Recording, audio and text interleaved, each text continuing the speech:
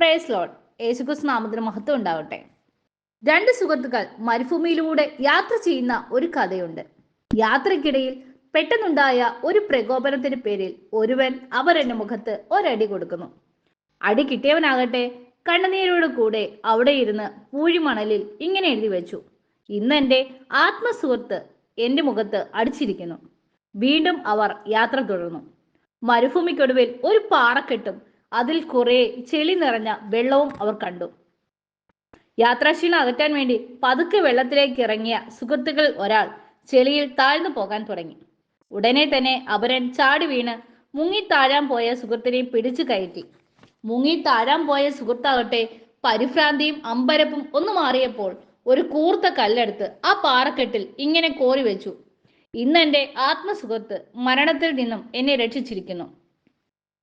ഭാഗ്യവശാൽ ആദ്യത്തെ തർക്കത്തിനൊടുവിൽ അടികൊണ്ടതും ഇപ്പോൾ മുങ്ങിത്താഴാൻ പോയതും ഒരാൾ തന്നെയായിരുന്നു. അപ്പോൾ അവരൻ തന്റെ കൂട്ടുകാരനോട് ചോദിച്ചു: നീ എന്തുകൊണ്ടാണ് ആദ്യം ഞാൻ അടിച്ചപ്പോൾ പൂഴിമണലിലും പിന്നീട് ഞാൻ നിന്നെ മരണക്കയത്തിൽ നിന്നും കര കയറ്റിയപ്പോൾ അത് പാറക്കെട്ടിലും എഴുതി വെച്ചത്? അപ്പോൾ അവൻ പറഞ്ഞ മറുപടി നമ്മളെല്ലാവരെയും ചിന്തിപ്പിക്കുന്ന ഒന്നാണ്. ആരെങ്കിലും നമ്മളെ വേദനിപ്പിക്കുമ്പോൾ അത് നാം പൂഴിമണലിൽ കോറിയിടണം. ക്ഷമയുടെ ഇളങ്കാറ്റ് വീശുമ്പോൾ അത് മാഞ്ഞു പൊയ്ക്കൊള്ളും. എന്നാൽ ആരെങ്കിലും നമുക്ക് നന്മ ചെയ്യുമ്പോൾ അത് പെട്ടെന്നൊന്നും മാഞ്ഞു പോകാതെ കല്ലിൽ കൊത്തിയിട്ടതുപോലെ നമ്മുടെ മനസ്സിൽ കിടക്കണം. എന്നാൽ ഒരു മറുപടി പ്രിയപ്പെട്ടവരെ നമ്മൾ ഏറെ ചിന്തിപ്പിക്കണം.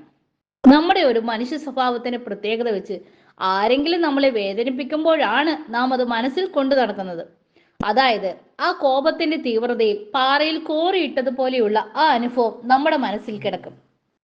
അതേസമയം മറ്റുള്ളവർ ചെയ്യുന്ന നന്മകളെ കുറിച്ച് നമ്മൾ ഏറെ നേരമൊന്നും ചിന്തിച്ചെന്ന് വരില്ല.